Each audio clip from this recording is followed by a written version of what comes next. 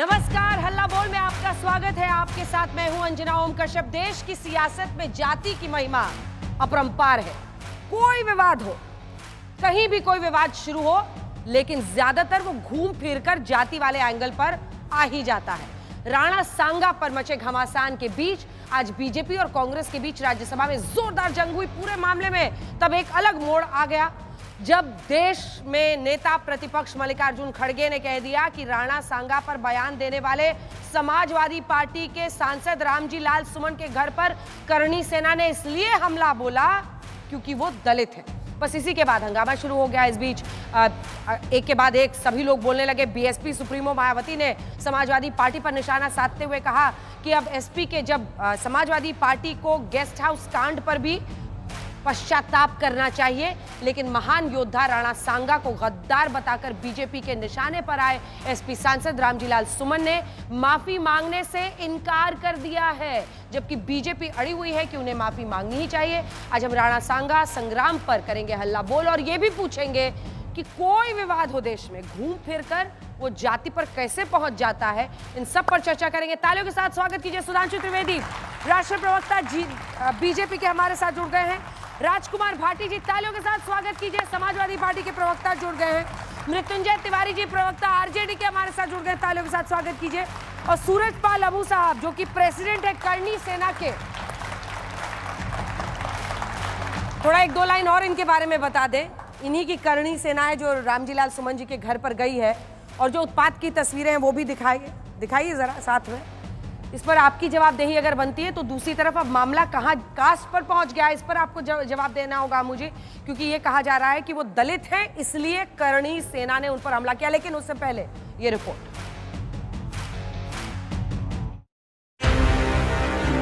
तुम गद्दार राणा सांगा की औलाद हो। पहले संभाजी महाराज के अपमान और औरंगजेब के गुणगान पर बवाल हुआ। अब महान योद्धा राणा सांगा पर सियासी संग्राम जातीय संग्राम में बदलने लगा है। आज राणा सांगा विवाद पर लखनऊ में एबीवीपी ने प्रदर्शन किया तो संसद में भी महाभारत हुई। राज्यसभा में बीजेपी ने समाजवादी पार्टी के सांसद रामजी लाल सुमन से माफी की मांग की तो कांग्रेस अध्यक्ष मल्लिकार्जुन खड़गे ने घर पर हमले और सांसद की सुरक्षा को लेकर सरकार को घेरा, जिसके बाद केंद्रीय मंत्री किरेन रिजिजू ने खड़गे के दलित कार्ड पर जोरदार प्रहार किया। चेयरमैन साहब ने जो ऑब्जर्वेशन किया है, कोई भी रीजन, कोई भी जाति का नेशनल हीरो को अपमान नहीं करना चाहिए, देश में भी और इस सदन में भी। अगर कोई किसी के घर पे जाकर तोड़फोड़ करता है, अगर उसकी संपत्ति को तोड़ता है, ये कभी हम नहीं मानेंगे। इसको मैं खंडन करता हूँ। राणा सांगा पर विवाद तो चल ही रहा था, लेकिन राज्यसभा में नेता विपक्ष मल्लिकार्जुन खड़गे ने इसमें दलित एंगल जोड़कर पूरा रुख ही बदल दिया। इन्होंने वो मुद्दा उठाकर एक पे जान मारने की कोशिश करते हैं, उसके घर पे जाते हैं और उसकी गाड़ी तोड़ते हैं, घर तोड़ते हैं। ये अपमानजनक जो दलितों के खिलाफ हो रहा, ये कभी नहीं सहन करेंगे। लेकिन आप कैसे जाम मार करके दलित है इसलिए अटैक किया है, आप क्यों जाति को इसमें जोड़ना चाहते हैं? इसमें जाति धर्म का विषय ही नहीं है। ये एक मेंबर ने जो स्टेटमेंट दिया है उसको खंडन करने का विषय है। दलित वाली लड़ाई में बीएसपी सुप्रीमो मायावती ने भी एंट्री मारी। उन्होंने सोशल मीडिया प्लेटफॉर्म एक्स पर लिखा, आगरा में एसपी सांसद के घर पर हुए हमले की घटना के साथ समाजवादी पार्टी के मुखिया को इनकी सरकार में 2 जून 1995 को लखनऊ स्टेट गेस्ट हाउस कांड में मेरे साथ कराए गए जानलेवा हमले को भी याद कर लेना चाहिए और इसका पश्चाताप भी जरूर करना चाहिए। राज्यसभा में बहस के दौरान सभापति जगदीप धनखड़ को भी दखल देना पड़ा। I would urge everyone, we have heroes all over. We have Shivaji, we have Rana Sanga, we have Maharana Pratap, number of them in every communities we have. इससे पहले संसद में राणा सांगा पर सत्ता पक्ष और विपक्ष के बीच जमकर हंगामा हुआ। रामजी लाल सुमन जी ने कहा है वो इतना निंदनीय है, इतना बेशर्मी का वाक्य है, इतना ज्यादा घोर उन्होंने अपमान किया है देश के वीरों का। राणा सांगा या किसी भी जाति धर्म का हीरो है, वो देश के हीरो है। अब राणा सांगा की तारीफ न करने दे तो वो क्या है, आप इसी से अंदाजा लगाइए। उनका इस तरह से अपमान करना, आए दिन कोई ना कोई इस तरह से एजेंडा चलाना और देश में ये प्रतिक्रिया लाना, ये क्रोध की और ये एक मनमुटाव की और काटने की या बंटवारा करने की ये जो भावना हमेशा लाते रहना, ये बहुत ही गलत बात है। राणा सांगा पर विवादित बयान देने वाले एसपी सांसद रामजीलाल सुमन ने आज उपराष्ट्रपति जगदीप धनखड़ से मिलकर घर पर हुए हमले की बात की। जनतंत्र में अगर मेरी बात से किसी को नाइतफाकी थी तो कोर्ट जा सकते थे, अपनी बात कहने के तमाम रास्ते थे, प्रदर्शन कर सकते थे, लेकिन कुल मिलाकर के मेरे परिवार पर, मेरे घर पे जो कातिलाना हमला हुआ, कुर्सियां तोड़ी गई, मेज तोड़ी गई, फर्नीचर तोड़ा गया, गाड़ियां तोड़ी गई, तो कुल मिलाकर के जो खरगे जी का मतलब था वो यही था कि साहब किसी सांसद के घर पे अगर इस तरह का हमला होता है तो निंदनीय है। अब रामजीलाल सुमन का वो बयान भी सुन लीजिए जिस पर ये पूरा हंगामा हो रहा है। बाबर को लाया कौन? बाबर को इब्राहिम लोदी को हराने के लिए राणा सांगा लाया था। तो मुसलमान तो बाबर की औलाद हैं और तुम गद्दार राणा सांगा की औलाद हो, ये हिंदुस्तान में तय हो जाना चाहिए। अगर बाबर की तो आलोचना करते हैं, राणा सांगा की आलोचना नहीं करते। समाप्ति महोदय। सियासत के रंग भी अजीब है। पहले तो महापराक्रमी योद्धा राणा सांगा पर बेतुका बयान और उसके बाद एसपी सांसद के घर पर हमले में दलित एंगल जोड़ना, ये बताता है कि सहूलियत की सियासत में नेता सिर्फ और सिर्फ अपना सियासी नफा नुकसान देखते हैं। आज तक ब्यूरो। जाति सबका सब कुछ हमारे नेता खूब पढ़ते हैं लेकिन इतिहास पढ़ते नहीं हैं। हिंदपत कहा जाता था राणा सांगा को। 80 घाव जिसके शरीर पर थे, जिसका एक हाथ, जिसकी एक आंख गई थी, लेकिन वो लड़ते रहे ताकि वो हिंदुस्तान को, भारत को एक बड़ा राष्ट्र बना सके। सबके खिलाफ लड़ते रहे, 100 जंग लड़े, 99 जीते। ऐसे व्यक्ति को खुलकर सदन में गद्दार कहना और उसके बाद माफी ना मांगना। लेकिन सूरजपाल अम्मू जी, इसकी वजह से आप थोड़े ना किसी के घर में पहुंच जाइएगा। थाना कचहरी सब बंद कर देंगे, करणी सेना लेकर आ जाएगी पत्थर, कभी किसी एक्टर के घर के बाहर, कभी आप किसी सांसद के घर के बाहर। ये कौन सा आपने रीत शुरू कर दिया है? बंसाली का थप्पड़ भूली नहीं हो अंजना जी अभी तक? नहीं, बिल्कुल नहीं। समझ में आता है। थाने में रजिस्टर कीजिएगा ना केस। अभी रामजीलाल सुमन ने कहा कि तुम मुसलमान बाबर की औलाद हो और तुम गद्दार राणा सांगा की औलाद हो। हाँ, हम राणा सांगा की औलाद हैं और रहेंगे। तुम लोगों में कौन आ गया? 125 करोड़ हिंदू। हिंदपत महाराणा संग्राम सिंह, जिनको आप राणा सांगा कहते हैं, अंजना जी, उनका अपमान करने वाले रामजीलाल सुमन की भाषा आज ओवैसी बोल रहा है। आज खरगे साहब सोनिया जी से अनुमति लेकर 3 दिन बाद बोल रहे हैं। राहुल जी ने, अरे जिस दिन मायावती जी के साथ गेस्ट हाउस कांड हुआ लखनऊ में, उन दिनों मैं वकालत कर रहा था सीआरपीजी कॉलेज लखनऊ से। उस दिन ये कहाँ गए थे मुलायम सिंह का परिवार? उस दिन वो दलित की बेटी नहीं थी। आज ये रामजीलाल सुमन कल शाम को, क्योंकि रामगोपाल यादव रामजीलाल सुमन साहब के घर कल पहुंचे हैं और उनको पता चला ये रामजीलाल सुमन तो दलित है। इसी रामजीलाल सुमन का जो भाई थे नारायण सिंह, पूर्व मंत्री बसपा के अंदर थे। अरे राजनीति तुमने की है, घर में फूट समाजवादी पार्टी के लोगों ने की है। नारायण सिंह और रामजीलाल के बीच में हम लोगों ने नहीं की, ना हमें राजनीति करनी। परंतु अगर देश के वीरों और महावीरों को कोई अपमानित करेगा तो करनी सेना चुप नहीं बैठेगी। फर्नीचर टूट गया, कुर्सी टूट गई, शीशे फूट गए, अरे बिल भेज दे भैया। करनी सेना चेक नहीं आरटीजीएस करेगी, सीधा जितना पैसा चाहिए ले ले। परंतु बेइज्जती कराएंगे क्या? सूरजपाल अम्मू को चुनाव नहीं लड़ना। परंतु 1947 के बाद का देश नहीं है, यह हजारों वर्षों पुराना देश है जहां पर मुगलों से, अंग्रेजों से लड़ाई लड़कर इस देश को आजादी मिली है। अच्छा, इस जोश में सुधांशु जी फंस आपकी पार्टी रही है, क्योंकि मल्लिकार्जुन खड़गे जी कह रहे हैं कि दलित सांसद के साथ ऐसा किया जा रहा है, करनी सेना कर रही है। देखिए, मैं जवाब देता हूं। मल्लिकार्जुन खड़गे जी को तो बोलने से पहले सोचना चाहिए। उनकी पार्टी के एक दलित एमएलए थे अखंड श्रीनिवास मूर्ति। अगस्त 2020 पे उनके घर पे मुस्लिमों ने अटैक कर दिया था।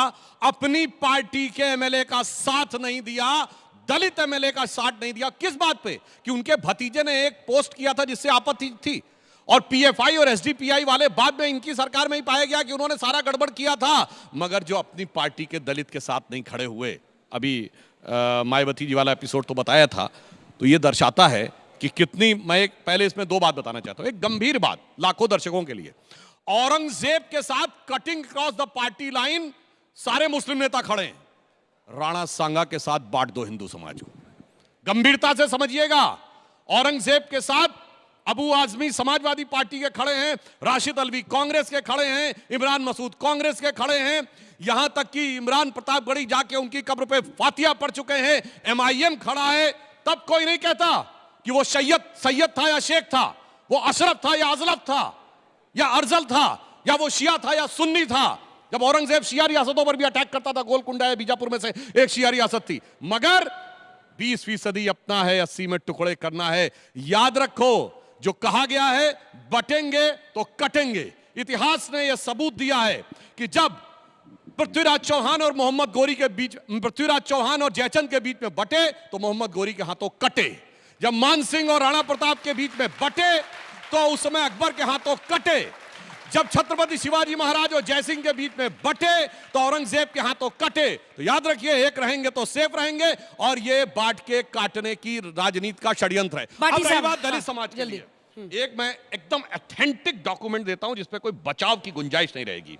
हाल के वर्षों में सबसे बड़े दलित नेता मान्यवर काशीराम रहे। 31 मई 1995 काशीराम जी का रिटन में लेटर है टू द गवर्नर, मैं पढ़ दे रहा हूं। Due to the continuous atrocities on scheduled caste and scheduled tribes and the weaker sections in Uttar Pradesh and consistent lack of justice by the Mulayam Singh Yadav government, we are withdrawing support. ये देखिए, मैं आपको बिल्कुल ये दिखाने को तैयार। 31 मई 1995 बहुजन समाज पार्टी के तत्कालीन अध्यक्ष और मायावती जी ने कोर्ट में दिया बयान है। भाई आप कोर्ट में जाइए, उन्होंने लिखा है, ये मेरे शब्द नहीं है, कि मुलायम सिंह के गुंडे मेरी जान लेना चाहते थे और जातिवाचक शब्दों के साथ पकड़ पकड़ कर अपमानित करके मेरी पार्टी के विधायकों को ले जा रहे थे। दूसरा, शेड्यूल कास्ट का रिजर्वेशन इन प्रमोशन किसने खत्म किया? मुलायम सिंह की सरकार ने। कैसे खत्म किया? बैक डेट से खत्म किया। यानी हजारों शेड्यूल कास्ट जो प्रमोटेड थे वो डिमोट हो गए। आज आकर जब ये कहते हैं तो लगता है एक चेहरे पे कई चेहरे लगा लेते हैं लोग। अंत में कहना चाहूंगा महाराणा सांगा के बारे में जो मैं बताना चाहता हूं, यही इतिहास छुपाया जाता। 99 लड़ाइयां जीती, एक हारी। आप सबने 1527 खानवा पढ़ा होगा हिस्ट्री में। किसी ने उन 99 लड़ाइयों के बारे में सुना? इसीलिए मैं कहना चाहता हूं कि मौन मौन गिर कहते हिलमिल गाथा वीर जवानों की, एक एक पत्थर कहता है करुण कथा बलिदानों की। तरुके पत्ते पत्ते पर अंकित राणा की अमर कहानी है, मिटी नहीं पर्वत पथ से चेतक की चरण निशानी है। जयमल ने जीवन दान दिया, फतेह ने अर्पण प्राण किया, कल्ला ने इसकी रक्षा में अपना सब कुछ कुर्बान किया। सांगा के 80 घाव लगे, मरहम पट्टी थी आंखों पर, फिर भी उसकी ऐसी बिजली सी फिर गई छपाछप लाखों पर। अब भी करुणा की करुण कथा हम सबको याद जवानी है। राणा तू इसकी रक्षा कर, ये सिंहासन अभिमानी। भाटी जी माइक उठाइए और डिफेंड कीजिए। आपके सांसद सदन में ऐसे वीर के लिए गद्दार जैसे शब्द का इस्तेमाल करते हैं और माफी नहीं मांगते हैं। क्या सोच है आपकी पार्टी की इसको लेकर? क्या सोच रहे हैं आप लोग? कुछ तो सोच रहे होंगे ना कि आखिर ये व्यक्ति सदन में राज्यसभा सांसद हैं, गद्दार कह रहे हैं, जिनको हजारों लोग पूछते हैं, लाखों लोग, करोड़ों लोग। देखिए, एक तो जब आप इतिहास को उखाड़ेंगे, जब इतिहास में आप चुनिंदा लोगों को लेकर नफरत फैलाएंगे, किसी की कब्र उखाड़ने के लिए चलेंगे, किसी के ऊपर आरोप लगाएंगे, तो जब इतिहास उखड़ेगा तो उसके साथ गड़े मुर्दे सब उखड़ेंगे। जब आप बाबर का जिक्र करेंगे तो राणा सांगा का जिक्र आएगा ही आएगा। जब आप औरंगजेब का जिक्र करेंगे तो जसवंत सिंह और राजा जयसिंह का जिक्र आएगा ही आएगा। क्योंकि जब शिवाजी के बीच में, माइक मैं भी बोलूंगा। अच्छा रुक जाइए, अभी उन्होंने आपके बीच में नहीं बोला। अच्छा सुनिए, भाटी जी ने आपके बीच में नहीं बोला। जब शिवाजी से लड़ाई के लिए, जब औरंगजेब की लड़ाई जितनी बार भी हुई, औरंगजेब कभी मैदान में नहीं गए। औरंगजेब की तरफ से राजा जयसिंह और राजा जसवंत सिंह लड़ने के लिए जाते, मर गया जाके महाराष्ट्र में। तो क्या ये चीजें छिपी रहेंगी? जब महाराणा प्रताप का नाम आएगा तो महाराणा प्रताप से लड़ने के लिए कौन गया? अकबर की तरफ से राजा मान सिंह गए। महाराणा प्रताप का सेनापति कौन था? हकीम खां सूर था। तो ये तो इतिहास में उखड़ेंगे। दूसरी बात, जो आपने कहा कि उन्होंने गलत बोला, उन्होंने कुछ बोला था तो आप भी बोल देते। आप घर पे जाके हमला करेंगे, आप जीभ काटने पे इनाम घोषित करेंगे। और अम्मू जी यहाँ खड़े होकर धमकी दे रहे हैं और अम्मू जी की करनी सेना एक निर्वाचित सांसद के घर पे पत्थरबाजी कर रही है। ये इतनी ज्यादा चिंता का विषय नहीं है, निर्वाचित उससे ज्यादा चिंता का विषय है। आप इनसे कहीं बीच में नहीं सर, आप नहीं इसको रुकेगा। मैं आपसे जब मैं जवाब लूंगी, मैं बोल रही हूँ जवाब लूंगी, रुक जाइए। उससे ज्यादा चिंता का विषय यह है कि उत्तर प्रदेश सरकार इन्हें संरक्षण दे रही है, यानी कि भारतीय जनता पार्टी नहीं चाहती कानून का राज हो उत्तर प्रदेश में। ये कानून और संविधान का उल्लंघन करके जंगल राज कायम करना चाहते हैं। एक आपने कहा जाति का एंगल, आ रही हूं, पूरा कर लेंगे। आपने अंजना जी सवाल पूछा जाति का एंगल कहां से आ गया। जाति का एंगल इसलिए आता है कि जब अखिलेश यादव मुख्यमंत्री आवास खाली करते हैं तो उसे गंगाजल से धुलवाया जाता है, वो केवल जाति के कारण। जब अखिलेश यादव मंदिर जाते हैं तो बीजेपी के लोग उसे गंगाजल से धोते हैं। और उत्तर प्रदेश में बीजेपी का एक विधायक रामेश्वर शर्मा इतने उससे 10 गुनी ज्यादा घटिया भाषा बोलता है और पूरे राजपूत समाज के लिए बोलता है। उनके घर पे हमला क्यों नहीं करते ये जाके? जाति के कारण, क्योंकि इन्हें नफरत जो है पिछड़ों और दलितों से है। रामजीलाल सुमन एक दलित वर्ग से आते हैं। मायावती जी भी तो पूछ रही हैं आपसे कि गेस्ट हाउस पर जब हमला उन पर हुआ था जाति सूचक शब्द बोले गए थे। मैं बोलता हूँ, पहली बात तो मायावती जी 2019 में हमारे साथ मिलकर चुनाव लड़ चुकी हैं, वो विषय खत्म हो गया। लेकिन वो विषय पोस्ट तो अभी कर रही है, वो बोल रहा हूं मैं अंजना जी, वो कोई हमला नहीं था, वो एक राजनीतिक विषय था। अच्छा ठीक है, विधायक राणा सांगा पर आते हैं सर। राणा सांगा पर मुझे जवाब नहीं पूरा वक्त सुन लें। ठीक है, राणा सांगा पर आपकी पार्टी की क्या लाइन है? क्योंकि आपके एक सांसद गद्दार कहते हैं कि आप लोग उस लाइन में सहमत हैं? एक बहुत महान वीर थे, लड़ाका थे, योद्धा थे।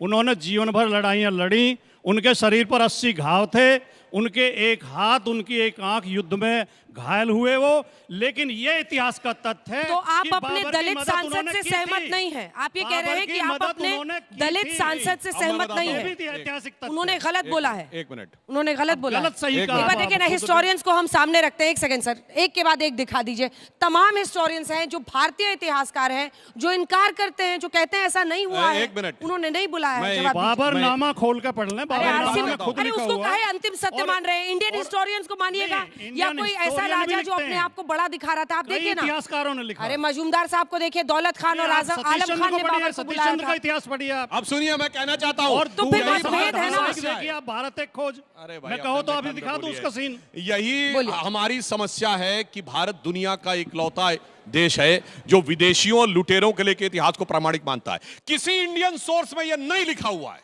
और जो बाबरनामा में लिखा है उसमें भी दौलत खान ने उसको बुलाया था। और फिर पूरी बात आप बोले तो मैंने डिस्टर्ब नहीं किया। जवाहरलाल नेहरू लुटेरे थे। पूरी बात सुनिए, जवाहरलाल नेहरू हिस्टोरियन नहीं थे, उन्होंने कोट किया है दूसरों को। हाँ भैया, जवाहरलाल नेहरू हिस्टोरियन नहीं थे। Jawaharlal Nehru was the only English man in the party. ये गांधी जी ने सितंबर 1947 में लिखा है, दुर्गादास की किताब India from Curzon to Nehru at there after. Only English man in our party, ये महात्मा गांधी ने लिखा है। अब चलिए, अब मैं बताना चाहता हूं समस्या क्या है।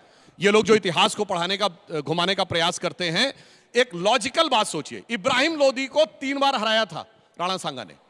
1507 में खतौली की लड़ाई में बंदी बना लिया था। गुजरात और मालवा के मुस्लिम संतानों की कंबाइंड फौज को हराया था। मेरे भाई लॉजिकल सोचिए, जिसको खुद बंदी बना के रख लिया, उसको सहायता के लिए किसी दूसरे का, और कौन बाबर जिसे फरगना से उसके चचा और भाइयों ने मार के भगाया था, उसकी मदद चाहिए। थोड़ा तो दिमाग रखो, मैकाले और मार्क्स का जवाब तो बनता है, तो समझ में आएगा कि हकीकत क्या है। जिस इब्राहिम लोदी को 3 बार हरा चुके थे, उसको हराने के लिए क्यों, मतलब नहीं, मैं एक लाइन, एक विवेक का भी इस्तेमाल करना होगा। एक मैं पंक्ति पूरी कर दूं तब आप बोलिएगा। सर देखिए, एक बहुत बड़ा षड्यंत्र है इस देश के साथ, जिसको इंग्लिश में कहते हैं विलिफिकेशन ऑफ द विक्टिम, यानी प्रताड़ित को दोषी कर देना। ये उसी का हिस्सा है। जैसे हम सबसे कहा जाता है ना, आप अच्छे थे तो 1000 साल गुलाम क्यों रहे, कहा जाता है ना। अब फिर अगर हम गुलाम थे तो इस 1000 साल में समाज में जो विकृतियां आई उसके लिए हम जिम्मेदार कैसे? नहीं, जिम्मेदार तो तुम थे, यानी निर्णय तुम ले रहे थे। हम निर्णय ले रहे थे, हम गुलाम नहीं थे। पर गुलाम तो तुम थे, जब गुलाम थे तो निर्णय नहीं ले सकते थे। देखिए, दोनों फंसा दिया जाता है। गुलाम इसलिए बताना है कि ग्लानि का भाव रहे, उसके बाद तुम्हें ही दोषी सिद्ध करना है ताकि हर बुराई के लिए तुम जिम्मेदार रहो। कोई जाकर आइडियोलॉजिकल सबवर्जन जाके चेक करिएगा कैसे षड्यंत्र है। इसीलिए मैं एक पंक्ति में कहना चाहूंगा, हटा दो ये इतिहास झूठे तुम्हारे, यहां जर्रे जर्रे पे सच है लिखा रे। जो कोई किताबें ना बानी कहेगी तो ये माटी सभी की कहानी कहेगी। मृत्युंजय तिवारी जी, मैं आपके पास आना चाहती हूँ, लेकिन उससे पहले आप यहाँ पर कितने छात्र हैं? हाथ उठाइए, कितने छात्र हैं? काफी छात्र हैं। आप में से कितने लोगों ने मुगल शासकों के बारे में, चाहे अकबर हो, जहांगीर, जितने भी मुगल शासक थे, सबके बारे में हिस्ट्री में 2-2, 3-3 पैराग्राफ पढ़ा है? सबने पढ़ा है, चैप्टर पढ़ा है मुगल डायनेस्टी पे। क्या आप लोगों ने राणा सांगा पर पढ़ा है? अगर किसी ने पढ़ा है, किसी एक ने भी पढ़ा है, तो हाथ उठा दीजिए। राणा सांगा के इतिहास पर क्या आज के दिनों में ये बहस सुनने के बाद आप लोगों ने गूगल पर जाकर पढ़ने की कोशिश की? कितने लोगों ने कोशिश की? तो इतने लोग हैं जो उन हिंदू राजाओं के बारे में जानना चाहते थे, लेकिन आपको किताब में जानकारी नहीं मिली। अब यहीं पर आती है बात, इतिहास में क्या बताना है, क्या सिखाना है और क्या छिपा ले जाना है। मेवाड़ के सबसे बड़े महाराजा, जिनको हिंद पत नाम दिया गया, क्योंकि वो तमाम हिंदू राजाओं को एकजुट करके विदेशी जितने आक्रांता थे उनके खिलाफ लड़ रहे थे, उनके बारे में बच्चों को पढ़ाया ही नहीं गया। नहीं, पहली बात तिवारी जी बोलने के बाद तिवारी जी बोलने उसके बाद देखिए, और उसको हिंदू, दलित, करनी, राजपूत इसमें बांट दिया। समाजवादी पार्टी के द्वारा अपना पक्ष अभी भाटी साहब ने रखा, लेकिन भारतीय जनता पार्टी जो अभी बोल रहे थे गला फाड़ कर कि अपमान हुआ, और ये देश में महात्मा गांधी जी राष्ट्रपिता का अपमान प्रज्ञा ठाकुर ने पार्लियामेंट में किया। आदरणीय प्रधानमंत्री जी ने कहा था उस समय कि हम माफ नहीं कर सकते हैं, कहा था कि नहीं कहा था? आज औरंगजेब पर, राणा सांगा पर बचाव में महात्मा गांधी दे रहे, नहीं महात्मा गांधी, अरे भाई, राष्ट्रपिता का अपमान पार्लियामेंट में बीजेपी के सांसद ने किया। ये गलत हम बोल रहे हैं तो बता दीजिए गलत बोल रहे हैं तो बीजेपी क्या ज्ञान देगी? भाटी साहब ने कहा ये वीर थे, नहीं बोला था। अब अंजना जी आप ही प्रोसीडिंग में लाके दिखाइए, नहीं बोला था अंजना जी, नहीं बोला था। निकालिए आगे, पूछिए अंजना जी तय करेंगे अपमान किया था कि नहीं। बाहर में बोला था, बाहर में प्रधानमंत्री जी ने क्या कहा था? हम कभी माफ नहीं कर सकते हैं। तो बीजेपी ने तो कितने महापुरुषों का अपमान किया है, अभी बोलना शुरू करेंगे तो डिबेट 3 घंटा का चलेगा आपका। ये बीजेपी क्या ज्ञान देगी? जिसके चलने में खुद ही जो है इतना छेद है, वो सूप के ऊपर क्या सवाल खड़े करेगी? इसलिए सवाल है कि अभी औरंगजेब पर, राणा सांगा पर, ये सब पर जिस तरह बीजेपी इस मुद्दे को उठाती है, राणा सांगा महाराजा संग्राम सिंह उनका नाम था, थोड़ा जानिए तो सर। हम भी इतिहास पढ़े हैं अंजना जी, इसलिए कहाँ पढ़े?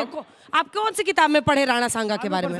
सब कुछ पढ़ा है। कौन सी किताब में? अपने आप पढ़ा। हमें इतिहास का अपने आप पढ़े होंगे ना, मतलब स्कूल वाले में तो नहीं पढ़ाया जाता था। यही कह रहे हैं, लेकिन जो देश में अभी ज्वलंत मुद्दे हैं, असली मुद्दे हैं, उस पर चर्चा कब होगी?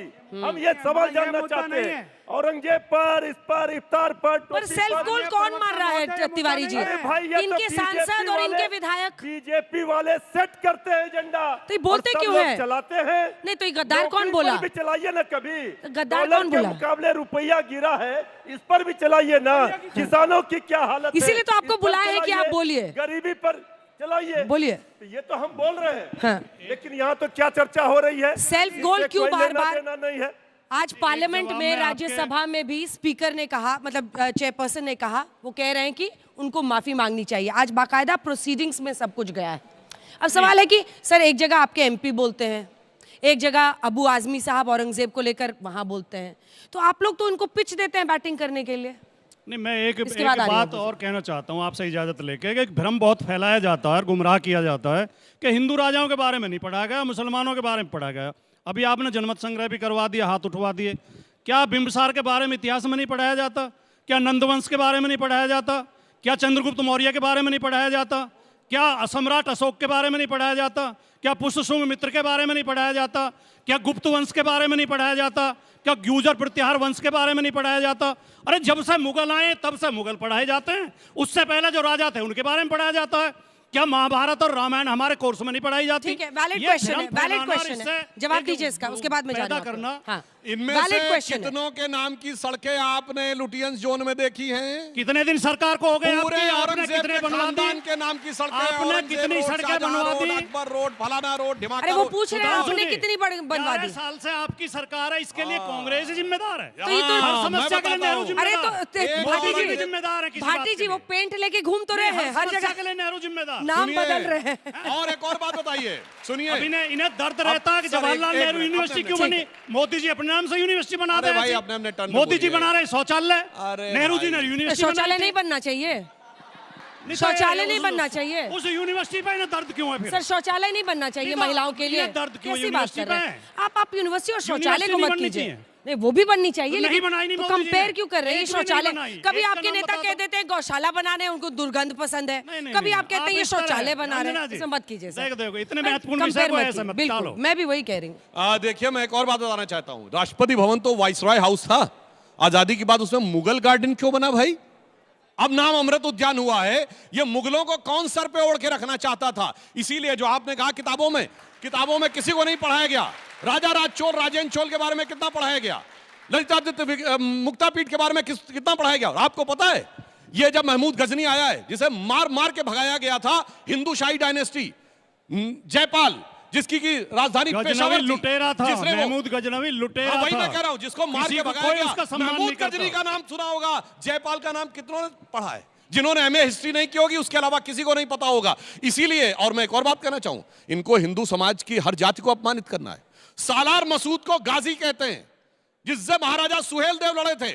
सुहेल देव जी पासी समाज और राजभर समाज के पूज्य हैं। मैं पूछना चाहता हूं, अगर सालार मसूद गाजी था तो यह पासी समाज का और राजभर समाज का अपमान है कि नहीं? बोलिए। तो महाराजा सुहेल देव किसके विरुद्ध लड़ रहे थे?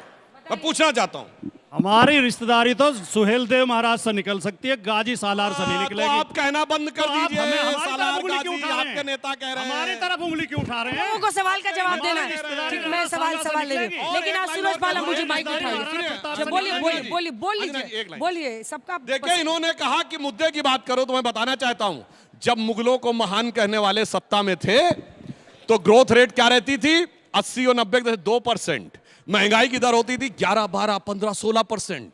2013 तक भी क्या स्थिति थी कि इंडिया फ्रेजाइल 5 इकोनॉमी में है। और जब से राणा सांगा को महान मानने वाले लोग हो गए हैं, 5th बिगेस्ट इकोनॉमी है, 4th बड़े स्टॉक एक्सचेंज है, 3रे बड़े ऑटोमोबाइल मैन्युफैक्चरर है, क्या 2रे बात बड़े कही मोबाइल है। के अरे पर अब मैन्युफैक्चरर एक सेकंड, सूरज पाल अम्मू जी, उस दिन तो आप बड़ी शिकायत कर रहे थे। एक सेकंड,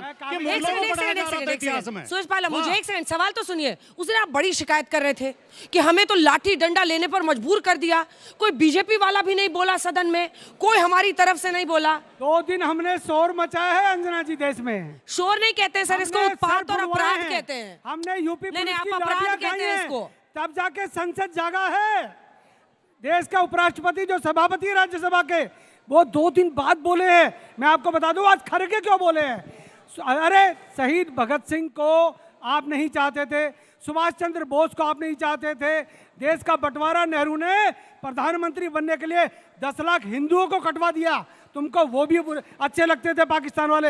अरे इस देश में कितना कत्लेआम कराना चाहते हो भाई? अब तुम्हारे को हम पसंद नहीं है, खड़गे करनी सेना का नाम ले रहे हैं। अरे अगर आप सच्चे दलित हैं तो कहिएगा रामजी लाल सुमन माफी मांगे और देश के वीरों का सम्मान करे।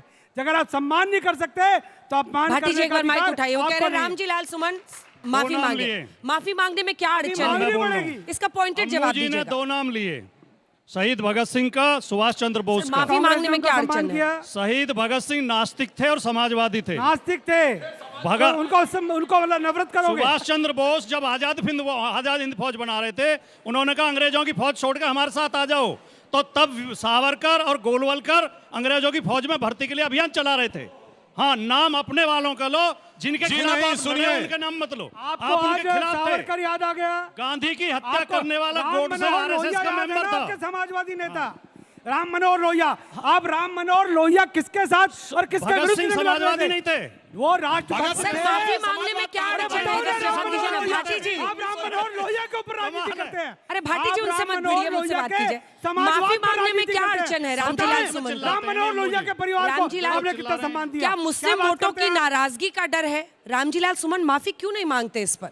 नहीं देखिए, मैंने शुरू में आप खुद कह रहे हैं वो महान है, वो गद्दार कह रहे हैं। आपने जब मंगवा देंगे मैं पूछा, मैंने उनकी माफी मांगने में क्या अड़चन है ये बता दीजिए। देखिए ये तो उनसे बात करके ही पता चलेगा, लेकिन माफी किस बात के लिए मांगे वो?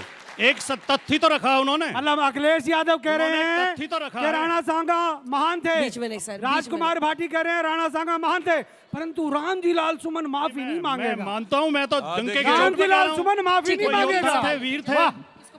एक लाइन अंजना जी, यहाँ विषय सिर्फ राणा सांगा और रामजीलाल सुमन तक नहीं है। अखिलेश जी तो ये भी बोले कि उनको गाय से बदबू आती है।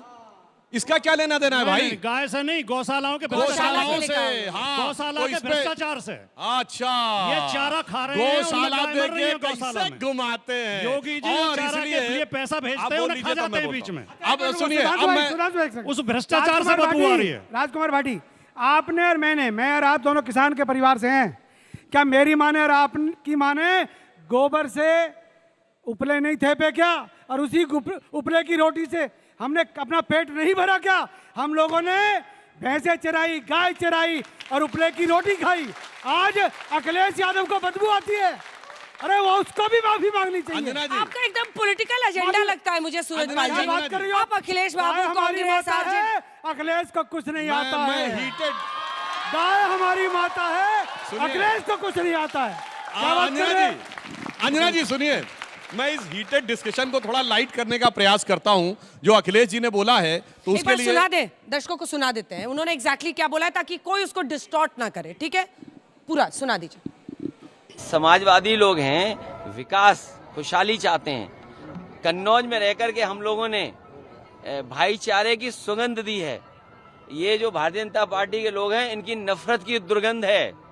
मैं तो कन्नौज के सुगंध वाले लोगों से कहूंगा, ये भारतीय जनता पार्टी की दुर्गंध को हटाएं। अभी तो थोड़ी हटाई है, अगली बार और हटा दो, जिससे कि कन्नौज का विकास रुका हुआ आगे बढ़ जाए। आप बताइए, दुर्गंध पसंद करते हैं इसीलिए गौशाला बना रहे हैं, हम सुगंध पसंद कर रहे थे इसलिए इत्र पार्क बना रहे थे। अब मैं इस पे बोलना चाहता हूँ। बोलिए। देख के मुझे क्या लग रहा है कि श्री रामचंद्र कह गए सिया से ऐसा कलयुग आएगा, गोपालक श्री यदुवर कुल में ऐसा नेता आएगा कि बकरे कटने में खुशबू लगेगी और गोमाता में बदबू पाएगा। और एक और बात कहना चाहता हूं, एक मिनट। और जिसको सबसे ज्यादा दुर्गंध नजर आती है तो मैं कहना चाहूंगा, गोमूत्र का anti fungal, anti bacterial medicinal patent है यूएस में। पेटेंट नंबर है 6410059। अखिलेश यादव जाके देख लो। और चलो एक दोहा सुधांशु जी ने बोला, एक मुझे भी याद आ गया। बहुत अच्छा। सीता माता रो रही बीजेपी के काम से, सारा चंदा खा गए मेरे पति के नाम से। राम के नाम पे जो आपने घोटाले किए हैं, राम के नाम पे जो आपने लोगों को ठगा है, भैया सीता और मैया आपने आपको कह गई क्या? अभी अंजना जी, अरे सीता मैया आपको कह गई क्या? आपने अभी बाइट सुनवाई अखिलेश जी की। अरे जैसे मुलायम सिंह ने कार सेवकों के ऊपर गोलियां चलवाई, कंट्रोल तो करिए अपने डिबेट। सूरजपाल जी माइक नीचे वो कह रहे हैं। अभी अखिलेश जी की आपने बाइट सुनवाई, वो कह रहे हैं बीजेपी की नफरत से दुर्गंध आ रही है। तो क्या गलत कह रहे हैं? ये जो पूरे प्रदेश में, पूरे देश में नफरत फैला रहे हैं। गौशाला का जिक्र तो उन्होंने ऐसा इसलिए किया कि दर्जनों गौशाला हैं जिनमें मरी हुई गायें सबने देखी हैं। ठीक है, चलिए अब कुछ जेसीबी से उठा के फेंकी गई हैं। अभी तक इस पूरी डिबेट में आपने काफ़ी सारी कब्रें खो दी हैं, तो मैं पूछना चाहता हूं कि कब तक आप ये कब्रों को खोद के इस देश को बांटते रहेंगे, क्योंकि और तो कुछ हो नहीं रहा है। मेरा सवाल ये है कि भारत के लिए इतने बहुत बड़े बड़े लोगों ने अपनी बलिदान दी है, तो उनके बारे में क्यों मजाक उड़ाया जा रहा है? और ये जो आप कह रहे हैं कि उनने धोखा दिया था, तो ये आपको सूत्र इसके कहाँ से मिल रहे हैं? बाबरनामा से या फिर आपकी कोई अपनी बनाई हुई रिसोर्स? और जब आप भी उनको वीर मानते हो तो आपको सॉरी बोलने में इतनी दिक्कत क्यों हो रही है? जी, मेरा प्रश्न ये है कि आप लोग ये कर रहे हो कि जाति प्रजाति को लेके हमेशा कुछ ना कुछ होता रहता है आजकल। क्या ये एक तरीका है, एक प्रोपेगेंडा है मेन मुद्दों से लोगों को भड़काने का? मणिपुर वाला वो हुआ, कांड हुआ, कुंभ मेला में स्टैम्पीड हुआ, रेप केस हुआ कोलकाता में, क्या समय राणा वाला पे ज़्यादा कवरेज दिया गया? क्या ये सब एक प्रोपेगेंडा है, लोगों को भड़काया जा रहा है ताकि मेन मुद्दों से नजरें हटाई जा सके? देखिए सर, जो बीजेपी या करणी सेना आपसे मांग कर रही है ना माफ़ी मांगने की, अगर आप देश के महान वीरों के बारे में इतना गलत बोलेंगे तो आपको तो आपके पद से भी निष्कासित करना चाहिए और संविधान के अनुसार आपको कड़ी से कड़ी सजा भी मिलनी चाहिए। क्यों नहीं सेंसरशिप लगाई जाती है इस बात के ऊपर संसद के अंदर कि कोई भी किसी भी वीर योद्धा के बारे में कुछ गलत ना बोल सके? वैसे ये लोग सारे के सारे मतलब बीजेपी के ऊपर ये हिस्ट्री डिस्टॉर्शन का ब्लेम लगाते रहते हैं कांग्रेस वाले, लेकिन जब अब बोलने का टाइम आया है तो ये बिल्कुल चुप रहते हैं अपनी बातों पे, बिल्कुल वो सॉरी भी नहीं बोला जा रहा है। जो भी संसद का स्टेटमेंट था वो बहुत गलत था, I completely agree, but on one hand आप लोग को लगता है कि हम एक जो यूथ है as a student we need to be educated, हम लोग को वीरों के बारे में पढ़ना चाहिए। ऑन दी अदर हैंड आप हमला करवाते हो तो how far is it justifiable and कौन रिस्पॉन्सिबल? पुलिस पर जवाब लेंगे एक आखिरी के 2 सवाल। हमला बिल्कुल नहीं होना चाहिए। मैं आप सबसे ये पूछ रही हूँ, मैं आप सबसे ये पूछना चाहती हूँ कि हमारे नेताओं को हमारे वीरों के अपमान का अधिकार किसने दिया है? मेरा सवाल ये है कि जिस तरीके से राणा सांगा के ऊपर यह अभद्र टिप्पणी की गई, राणा सांगा को लेकर जिस तरीके से बताया गया कि वो गद्दार थे, क्या ये शोभा देता है, ये शोभनीय है कि ऐसे महान पुरुष जिन्होंने देश के लिए त्याग किया, बलिदान किया, उनके खिलाफ इस तरीके के शब्द अभद्र टिप्पणी की जाए, क्या ये शोभनीय है? मेरा सवाल ये है कि ये जो प्रोपेगेंडा चलाया जा रहा है ये सिर्फ एक प्रोपेगेंडा है या 2027 की चुनाव की तैयारी है? जो 21% दलित वोट आप मांगना चाहते हैं और यूपी में अपना स्थान बनाना चाहते हैं? चलिए अब जवाब सबसे लेते हैं। माफी मांगने में क्या प्रॉब्लम है? तीनों के सवाल मुझे याद है, मैं लूंगी। नहीं, कोई आदमी अगर गलती करता है, गलत बयान देता है, उसे माफ़ी मांगने में कोई दिक्कत नहीं होनी चाहिए। ये आदमी के बड़प्पन का प्रतीक होता है, बड़े हृदय का प्रतीक होता है। लेकिन जो भाई ने सबसे पहले सवाल पूछा था इधर से किसी ने कि गड़े मुर्दे क्यों उखाड़ते देश में और तो कुछ हो नहीं रहा, तो ये दोनों बातों के जवाब तो सुधांशु जी को देना चाहिए। हाँ, वो इसी का जवाब नहीं है, कब्रें तो यही उखाड़ते हैं और देश में कुछ और हो भी नहीं रहा। और आप क्या करेंगे, शिक्षा नहीं उनके मिल रही, खिलाफ रोजगार क्या नहीं मिल कार्रवाई रहा। करेंगे? अगर उन्होंने एक सांसद के घर पर हमला बोला है ऐसे, तो क्या कार्रवाई करेंगे आप, या फिर माफ कर देंगे क्योंकि आपकी आइडियोलॉजी को सपोर्ट करते हैं? जो लोग ये कहते हैं कि आक्रमण करना, मैं मानता हूं कि हिंसा का प्रयोग गलत है, परंतु मायावती जी पे तो छोड़िए, उदयपुर में कन्हैया लाल साहू का सर तन से जुदा कर दिया गया था, कोई बोला था? बोलिए, कोई बोला था? और कन्हैया लाल साहू ओबीसी समाज से थे, तब जात नहीं दिखी थी। क्योंकि ये भी याद रखना चाहिए कि जब ऐसी फोर्सेज उठती हैं तो किसी जात बिरादरी को नहीं छोड़ती हैं। मैं यादव समाज के लिए कहना चाहता हूं, 2007 में रमाकांत यादव बाहुबली भी थे, मुलायम सिंह जी के सबसे खास थे, आजमगढ़ सांसद, क्यों छोड़ा था? क्योंकि जब दंगा हुआ तो यादवों को नहीं बख्शा गया था और मुलायम सिंह जी की सरकार से रिएक्शन में छोड़ा था। भागलपुर वो खड़े हैं, भागलपुर में 89 में यादव समाज के साथ क्या हुआ था, इसलिए मत छोड़िए। फिर मैं एक लाइट मोमेंट पे कहता हूं, भाई माफी मांगने में क्या गलती है, क्या प्रॉब्लम है? वो पुराना गाना था, मुझको राणा जी माफ करना, गलती मारे से हो गई। तो एक लाइन कहना चाहता हूं इन लोगों की तरफ से कि मेरी सारी बुद्धि और इज्जत मैं काले मार्क्स और मौलाना के कदमों में जाके सो गई, मुझको राणा जी माफ करना, गलती मारे से हो गई। देखिए, लेकिन आपको सूरजपाल मुझे इस बात का जवाब देना होगा। युवा पूछ रहे हैं, आप क्या एग्जाम्पल सेट कर रहे हैं? आप यहाँ भी कहते हैं कि उनको बुलवाएंगे, माफी करवाएंगे। सर, कचहरी जाना होगा, थाने जाना होगा, वही रास्ता है। लाठी लेकर आप नहीं निकल सकते, ना बच्चों को उकसा सकते हैं। आप तो यहाँ पर खड़े हैं, उनमें से कई हैं जो हिरासत में लिए गए। ये कोई तरीका थोड़ी होता है। हम लोकतंत्र में कानून व्यवस्था से जीते हैं, हमले से नहीं जीते हैं। ना हमले से आप किसी को झुका सकते हैं। 23 साल की उम्र में भगत सिंह जी को फांसी हो गई थी, सुखदेव को, राजगुरु को। मैं अखिलेश यादव को एक बात कहना चाहता हूँ, रामजीलाल सुमन के लिए और प्रवक्ता महोदय के माध्यम से और आज तक के माध्यम से कर रहा हूँ, सरफरोशी की तमन्ना अब हमारे दिल में है। देखना है रामजीलाल सुमन, ताकत तुझ में है या हम में है। माफी तो मांगनी पड़ेगी, माफी तो मांगनी पड़ेगी, चाहे कुछ हो जाए। पूरे देश के अंदर चक्का जाम करने की ताकत हम भी रखते हैं। अगर अखिलेश यादव आपने ठान लिया है और आपके सांसदों ने ठान लिया है तो महावीरों का और महापुरुषों का अपमान इस हिंदुस्तान में नहीं होने देंगे। ये नेहरू और राहुल गांधी की मम्मी का देश नहीं है, यह हिंदुस्तान है। हो गया। देखिए, कांग्रेस पार्टी से यहाँ कोई है नहीं डिफेंड करने के लिए। मैं आपसे अनुरोध कर रही हूँ कि थोड़ा अपना अंदर थामिए। मुझे पता है आपके अंदर सियासी कीड़ा है। अरे हाँ, हो गया। अच्छा, आपको लगता है आपको माइक की भी जरूरत नहीं है? माइक चाहिए होता है बोलने के लिए। फांसी लगवा दीजिएगा, हमें फांसी चढ़वा दो। अंजना जी हो गया उनका, क्या बेइज्जती करा के जिएंगे? अंजना जी बेइज्जती करा के जिएंगे तो किसी के का अपमान करेंगे? अंजना जी हो गया। नहीं, लेकिन बेइज्जती नहीं कराइए, किसी की बेइज्जती कीजिए भी तो मत। पसंद हो नहीं गया। थे, नेहरू को सुभाष चंद्र देखिए- बोस पसंद नहीं थे। बस हो गया, अब और चलिए। समाजवादी पार्टी को देखिए- हम लोग पसंद नहीं थे। देखिए एक मिनट भट्टी जी, आपको टोकना चाहिए। एक मिनट भट्टी जी, तुम टोक नहीं रही हो, क्या कर रही हूँ? नहीं, आपने उस बात पर नहीं टोका। मृत्युंजय तिवारी जी। क्षत्रिय का हो, ब्राह्मण का हो, दलित का हो, सबका बराबर है। बिल्कुल। और सबके स्वाभिमान है तिवारी जी। और सबकी इज्जत है। तिवारी जी, आप रुक जाइए। सूरजपाल जी, ये देश वीर सपूतों का सब दिन सम्मान करता रहा है, लेकिन जितने नौजवान, जितने लोग बैठे हैं, बहुत कम लोगों को अंजना जी पता होगा कि आरएसएस में कितने वर्षों तक आजादी के कितने वर्षों तक तिरंगा नहीं आरएसएस मुख्यालय में फहराया गया था। वो स्वतंत्रता सेनानियों के हित की बात कर रहे हैं जिनका स्वतंत्रता की आंदोलन में कोई योगदान नहीं रहा, और आज वो ज्ञान दे रहे हैं। अरे हम लोग, सब लोग, ये पूरा देश 140 करोड़ वीर सपूतों का, स्वतंत्रता सेनानियों का सम्मान करता था, करता है, करता रहेगा। लेकिन ये जो आपस में चारा खाने वालों को भी अब झेला लीजिए, है। अब फिर देखिए, अब भाजपा का अब आप चारा पर पहुंच गए। आप हर बीजेपी छोड़ा, आप हर पार्टी पर प्रहार करते हैं। जेलों में रहकर चारा खाया। आप कहाँ चले गए भाई? तुमने जेल में रहकर भी चारा खाया है। राबड़ी को सूरजपाल जी, सूरजपाल जी, क्या बात कर रहे हो? आप क्या बोल रहे हैं? आरएसएस को ज्ञान दोगे? क्या बोल रहे हैं? आप आरएसएस को ज्ञान दोगे? हम क्या बोल रहे हैं? आप करनी सेना को हमने ज्ञान क्या दोगे क्या? कहा? अरे जाइएगा और बिहार चुनाव की हारने की तैयारी कीजिएगा।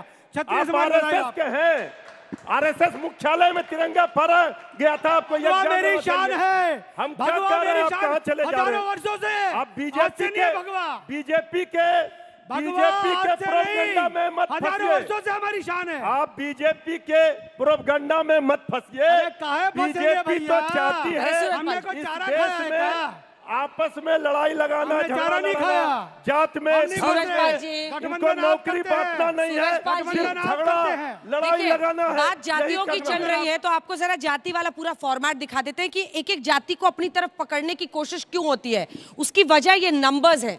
CSDS का ये सर्वे बताता है, अगर आप देखिए उत्तर प्रदेश में वोटिंग पैटर्न एकदम साफ है। सवर्ण 16%, इंडिया गठबंधन तो 79, मतलब 79% सीधा एनडीए को जाता है, तो उनको खुश करके रखना है। वहीं यादव का वोटिंग पैटर्न 82%, हालांकि ये जो मतलब कृष्ण जी के वंशज ही माने जाते हैं यादव, और गौशाला को लेकर ये बयान मुझे नहीं पता कैसे लोग देखेंगे, लेकिन 82% वोट इंडिया गठबंधन की तरफ, यादव वोट।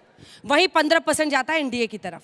अब देखिए कुर्मी कोयरी, जो पिछड़ों की बात होती है, 34% इंडिया गठबंधन, 61% इनकी तरफ गया। ये उत्तर प्रदेश का वोटिंग पैटर्न जल्दी जल्दी बता रहे हैं। अन्य ओबीसी 34%, तो इनकी तरफ ज्यादा जा रहा है, और 2014 से ओबीसी ईबीसी जा रहा है बीजेपी की तरफ। 25 और 24 आप देख रहे हैं जाटव वोट, और गैर जाटव वोट में इनको फायदा होता है 56% और इनको 29%। तो जिसके पास जो इसको समेट के रखते हैं। मुस्लिम वोट 92%, 2%।